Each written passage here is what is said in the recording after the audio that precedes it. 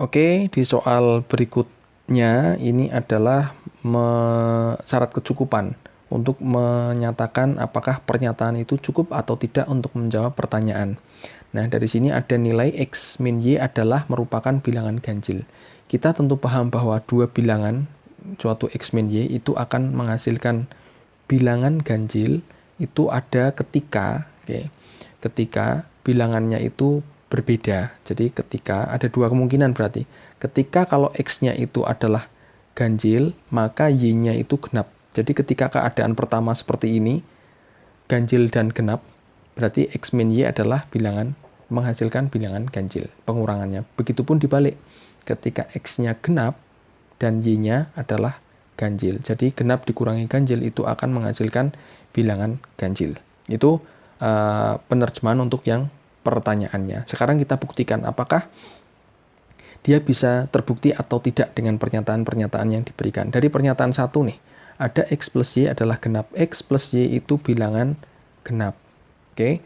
Bilangan genap itu terjadi ketika dua-duanya genap, ya kan? Berarti terjadinya adalah keduanya genap, berarti X dan Y adalah genap.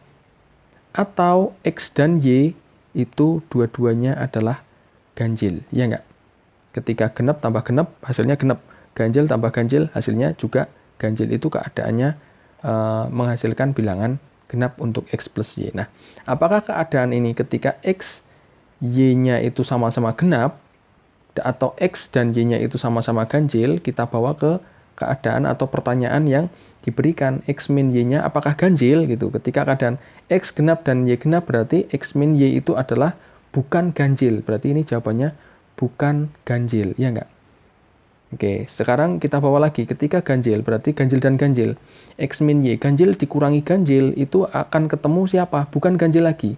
Bukan ganjil. Artinya, pertanyaan ini, apakah X min Y itu merupakan bilangan ganjil? Ganjil, ganjil. Ya enggak? Bukan ganjil. Bukan ganjil, bukan ganjil. Atau genep-genep. Berarti ini adalah genap-genap. Berarti pertanyaannya dengan kita sambungkan dengan pernyataan 1, hasilnya adalah selalu genap. Berarti pertanyaan ini terjawab, jawabannya adalah tidak, ya kan? Dengan pernyataan 1 berarti jawabannya itu adalah tidak. Tapi terjawab berarti cukup untuk menggunakan pernyataan 1 digunakan untuk menyatakan atau menjawab pertanyaan di soalnya. Jadi 1 cukup. Sekarang yang kedua. Yang kedua di sini X kali Y merupakan bilangan genap. X kali Y merupakan bilangan genap. Nah, ini genap, kejadian perkalian genap itu ada tiga macam. Jadi ketika dua-duanya genap, X dan Y-nya itu dua-duanya genap, atau dibalik, ini genap semua nih, genap, atau X genap dan Y-nya ganjil, ya enggak? Ketika ganjil dikali genap itu akan menghasilkan genap. Nah, atau dibalik, X-nya itu ganjil, X-nya ganjil, dan Y-nya adalah bilangan genap. Gitu, itu juga sama. Nah, keadaan ini akan menghasilkan nilai yang berbeda. Kenapa? Ketika X dan Y-nya sama-sama genap, berarti dari sini X min Y itu ketemunya adalah genap. Berarti jawaban ini tidak cocok, masih bisa. Sekarang yang kedua, X genap, Y ganjil. Artinya X min Y itu adalah bilangan ganjil. Nah, ada dua jawaban berbeda nih.